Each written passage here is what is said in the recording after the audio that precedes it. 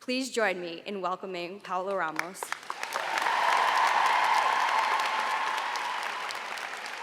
Thank you so much.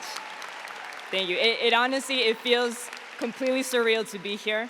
I can literally barely stand straight right now. President Bilock, members of the board, professors, parents, family, but more than anything, students, I am so deeply, deeply honored to be addressing you today. Is everyone feeling good? Before I get into all the serious stuff and the heavy words, I have to tell you that as I was driving, I was about to say to campus, I was driving here, I was remembering the fact that on my very first week at Barnard, I was actually placed at an English as a second language workshop because my English wasn't proficient enough then, right? So what that meant was that I couldn't start my first year English seminar on time. And so I remember being on campus that first week, first, second, third, the whole month, and really wondering, did Barnard make a mistake? No, why am I here? I can barely speak English. And so obviously Barnard believed in me. They knew that I was supposed to be on campus for a reason, and so I just say this, right, because more than 10 years later, here I am facing some of the very professors and leaders that led me to this place and addressing you. So all this to say that it truly only goes uphill from here. So just thank you.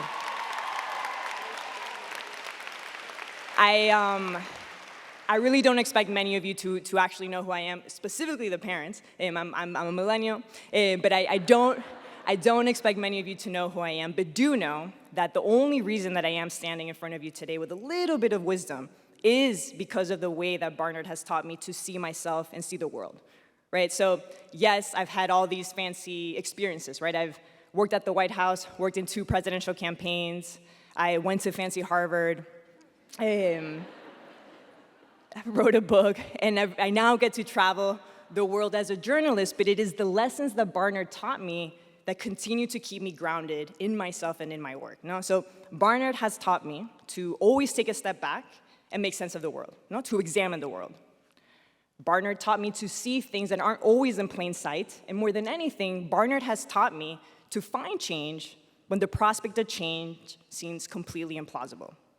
So in this moment, when I do that exercise, what I see is a nation that is unwinding, truly, a nation that is unraveling. But in that image, I also see a country that is battling with itself to become that version of America that we all know, at least in this room, we all know has yet to be unearthed, right? And that's where we come in. But we come in there, and that is honestly one of the reasons why I am so humbled to be addressing the class of 2020 and of 2021, because you are about to embark, and you are already embarking on what I believe will be one of the most consequential journeys of your lives and in modern American history. And I think that's the key, Those two things go completely hand in hand in this moment. There is no separating you from the impact that your journey is about to have or is having in history. Now, that is the reality that we're in. And I wish truly that these remarks were, more fun and less serious, but that is exactly the reality of where we are right now. Because the thing is, in this very moment, all eyes are on you. All eyes are on you, the students, as the nation is relying on people like you to hold us together, to help us move forward, and to protect our most fundamental rights, which, as we know, are hanging by a thread. That is the country and the world that you're stepping into. A country that is in transition, a country that is in the middle of a dance, stuck between 2 forces, 2 sides, and 2 stories, all of them trying to answer one fundamental question, and that is, what type of country do we evolve towards? Where do we go from here? And truly, this isn't about politics. It really doesn't matter which side of the aisle you're in. It doesn't matter how you're viewing these political issues, because the reality is that now we have the tools to come together, and we have to come together to address that question, which is, which type of country do we evolve towards? So let me tell you a little bit of the things that I'm seeing out there. What's today? Today is Thursday, Friday, Monday, and Tuesday. I was in California, and that is a state that is gearing up to become a national safe haven for abortions, right, as the country starts preparing for the reality of a post-Roe America. So if Roe v. Wade is overturned, right, and if these red states continue to criminalize abortions and continue to create these abortion deserts, then the reality is that California will end up housing almost 30% of the nation's abortion clinics, 30%. That's the future that we're in. But what I saw in California are so many new clinics that are popping up in this state, right? Mostly from Planned Parenthood. They're all popping up there because they're getting ready for this massive influx of out-of-state patients that are headed their way. And I also heard stories of people from Texas to Oklahoma, Missouri, Louisiana, Arizona, stories of people that are already literally on their way and are crossing state borders and state lines and crossing the entire nation just to get to California to get the care they deserve. But in the middle of all of that scene, in the middle of that image, in the middle of the anxiety and the confusion and the loneliness that millions of people are feeling in this moment as their constitutional rights are about to be taken away from them, what I also found is this amazing group of resilient people that are doing everything that they can to fight for their dignity, fight for their dignity at all costs, and they're choosing a different story for themselves. And when I think about it, that's the same exact scene that I've been walking into time and time again ever since I left Barnard. At the US-Mexico border, I've seen the desperation that migrants carry with them, but I've also seen the way in which they hold on to hope the very moment that they step into US soil. I've been in Texas, where I've met parents that are full of rage simply because the state is criminalizing them only because they're giving their transgender children gender-affirming medical treatment. But what I've seen is the way in which that courage of theirs and that bravery of theirs pierces through the fear. I've met countless of families across the country that have become awful victims of mis and disinformation, but what I remember, what I see, is that one person in the family that has never given up on finding that truth,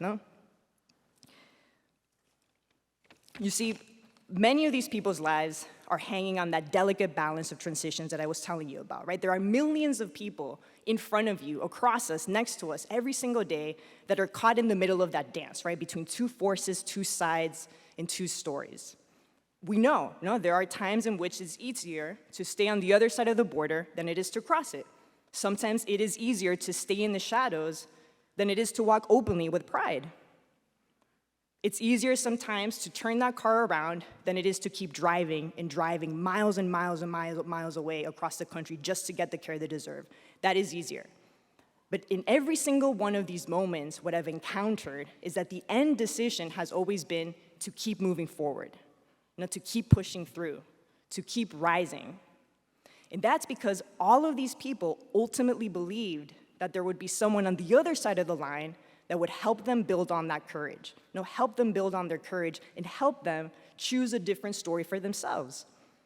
And whether we see it or not in this room, and frankly, whether we want it or not, that is the type of responsibility that we carry with us as Barnard graduates. That is something that we carry with us the very moment that we leave this room, and you've already done it, the moment that you leave those gates.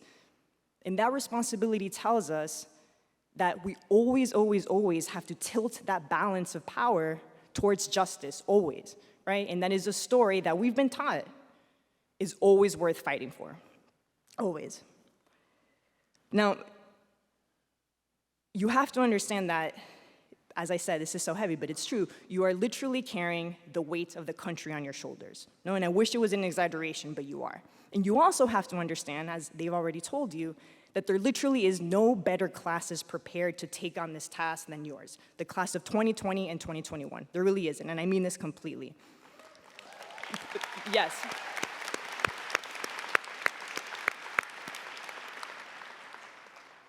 Barnard has prepared you for this exact moment. In fact, you've already proven to be extraordinary. For some reason, beyond us, history has chosen to test you. History has chosen, truly, think about it. History has chosen to place you in the eye of the storm and at the center of these historic moments of transition. And think about everything you've done so far. If you want, close your eyes, I'll walk you through it, but think about it. You walked onto campus in 2016 and 2017 during one of the most tumultuous times in American politics, right? As this country proved one more time that this whole notion of a post-racial America was always an illusion to begin with. You went in and out of your classes, in and out of your seminars, in and out of Butler, as the streets outside of you were changing with you. Me Too, the Women's March, Black Lives Matter, they all became movements that suddenly were completely intertwined with your academic growth. When you were asked to think critically in class and to ask hard questions, kids were being separated at the border, right? Travel bans were being put in place. Black and brown kids were being shot by the police, and racist massacres from Pittsburgh to El Paso were taking the lives of dozens of people. And you too absorbed that. No, you too grew with that pain. And then suddenly, after all of that, when your lives became completely disrupted by the pandemic, and death and trauma and pain became completely normalized around you, what did you do? Like everyone that I met in my stories, you kept moving forward, you kept pushing through, and you kept rising because you knew that you wanted and you deserved a different story for yourselves. And the beauty is you were just getting started. Don't ever underestimate the immense privilege and power that you're holding in your hands right now. No, I think of who I was when I was 18, could barely speak English, now I see myself as truly. Do not ever underestimate the immense blessing and privilege that you hold in your hands. 6 or 7 years ago, Barnard saw a leader in you. No, they saw something in you, and here you are, fast forward, that's exactly what you've become, extraordinary leaders. So, of course, I can't help but think of myself. Now I'm having these this deja vu moment where I'm seeing myself in your seats. And when I was sitting right there, it was May 18th, 2009, no? And I was graduating at a time when President Barack Obama had just walked into the White House, right? And hope and change, we remember, hope and change were these principles that many people in my class went searching for. And again, it wasn't about politics, it simply was the chapter of history that we were part of. So what did that mean? That meant that many of us became journalists and political staffers, but also environmental activists, costume designers on Broadway, doctors who saved thousands of lives. We became gun control lawyers, sanction lawyers, editors in fashion magazine, professional dancers, dentists. In fact, yesterday I got 3 fillings, and my dentist is literally my freshman year neighbor. Read 431 if anyone is right there. But she's my dentist, and I was like, this is so funny. She is the best dentist. I will give you her information later. But that is your future, no? Okay, for real. What I meant to say is that everyone in my class, in fact, there's some other of my friends are there, everyone's amazing, but many people in my class, what we did and what you will do is that we took Barnard's foundation, and I believe this, and we are creating the change that we want to see in our communities. And so, of course, when I see you, I see myself reflected in you in a way, no? Because we do have similar tasks at hand. But your task is even that more urgent, way more urgent, because of that delicate balance of transitions that I was talking to you about. No, I see you not just as these guardians of democracies and protectors of democracies, but I truly see you as the vessels that are going to keep propelling us forward during these very difficult moments of transition. So what does that mean? What it means is that you will dream bigger than ever before. It means that you will search for the answers people are scared to face. It means that you will challenge norms. It means that you will create beauty in the middle of nothing, in the middle of obscurity. It means that you will innovate when others stand still. And it means that you will remain humble, and that is so important. You will remain humble when you're holding on to power, when you're standing in power.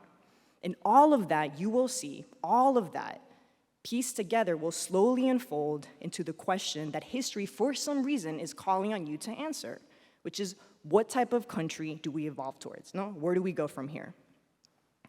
But I also want you to remember this. In these moments of unwinding and these hectic moments of history, it's almost as important to run fast and move forward as it is sometimes to stand still, no? And to take it all in. And I wish I would have known that earlier. I wish I actually would have known that, and that someone would have really told me that when I was sitting where you are right now. 3 months ago, one of my closest friends, it passed, Betsaida Alcántara. She was just 36 years old, and she passed from cancer. Like you, she was an extraordinary leader, no? Like you, she literally had the whole entire world in her hands. She worked at the White House. We worked in Hillary's campaign together. She worked in many more presidential campaigns. She traveled the world. I mean, literally, this woman was incredible, no? But in those last moments of transition, in those last moments of her life, transitioning from life to death, when asked what Betsaida's biggest lessons in life were, she told us, she said, "We are stronger than we think, and life is sweeter than I ever imagined." And then, before Betsaida passed, she asked us all to remember to slow down. And she said, "Find your dance, the movements will set you on course." And I love that. She said, "Find your dance, the movements will set you on course." And so I hope you all find that dance, the slow one and the fast one. And I know you will, I'm sure you will. And amid all of this unwinding, we will all be looking at you, we'll all be cheering at you, we'll be watching you as your movements set the course this country takes in the next years and years to come. And so I typically know endings of the stories because I'm a journalist, and so I sort of know what I'm looking at. In this case, I don't know how the ending goes, but I do know that we could not possibly be in better hands than in yours. Congratulations. Thank you so much.